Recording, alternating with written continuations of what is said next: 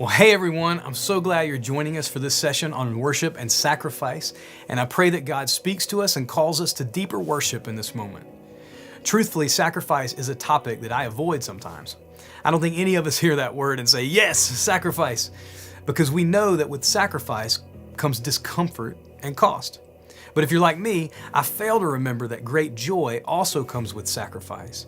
In fact, I believe that sacrifice is the highest form of worship. Being willing to worship is one thing, but being willing to worship in discomfort or being willing to worship at a cost is a whole different thing.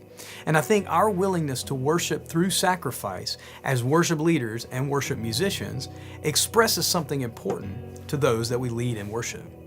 You know, it's easier to worship and to lead worship when the AC's working and the catered lunch is good and the monitor mix is great in the ears, when all the songs are your favorite, and when you don't have that 6 a.m. call time.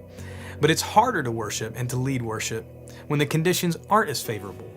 Maybe front of house asks you to use a different piece of gear than you're used to, or maybe the song you've worked so hard on gets cut from the set, or maybe the song that you wanted to lead is given to someone else to lead.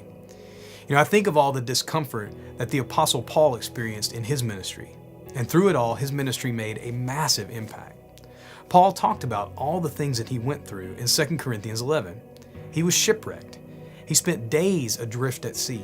He was beaten. He was hungry. He was thirsty. He was in danger from robbers. He was in danger from the elements, and he was even in danger from his own people. But he welcomed the discomfort. He welcomed the sacrifice because it was in those moments that he knew God was with him. It was in those moments that he gave up his own comfort for the sake of others and for the sake of the glory of Jesus. And that is sacrifice, and that is worship. Hebrews 13:15 says, "Through him," meaning Jesus, "then let us continually offer up a sacrifice of praise to God. That is the fruit of lips that acknowledge his name." You see, worship has to cost us something. And there's a great story of this in 1 Chronicles 21. The Lord commands David to bring an offering to worship him. So David goes to buy a place to make this offering to the Lord. A man named Ornan sees David coming. Ornan knows that David is the king, and he rushes to David and bows down. And David tells him that he's come to buy a place to build an altar to the Lord. And Ornan offers the place and other things to David for free, because he's the king, right? But this was David's response in 1 Chronicles 21:24. It says, "But King David said to Ornan, 'No, but I will buy them for the full price. I will not take for the Lord what is yours, nor offer burnt offerings that cost me nothing.'"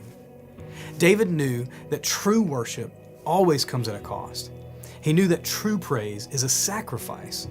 And in this current world of catered meals and incredible stereo in-ear mixes and wonderful gear, beautiful green rooms, amazing resourcing and communication, I think sometimes it becomes hard to find the sacrifice.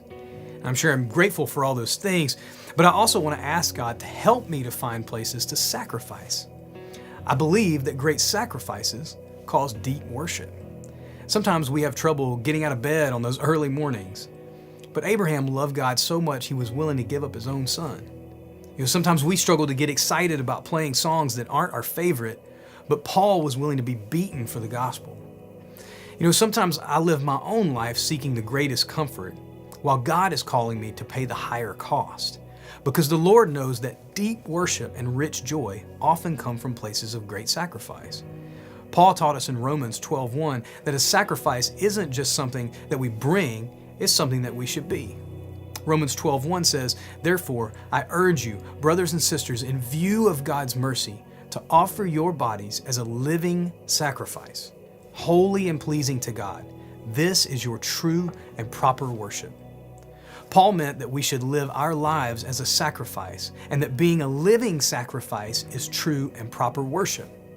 You see, worship and sacrifice go hand in hand. So let's ask the Lord to help us to find the places that we can joyfully make a sacrifice, and may He remind us that a life of sacrifice is true and proper worship.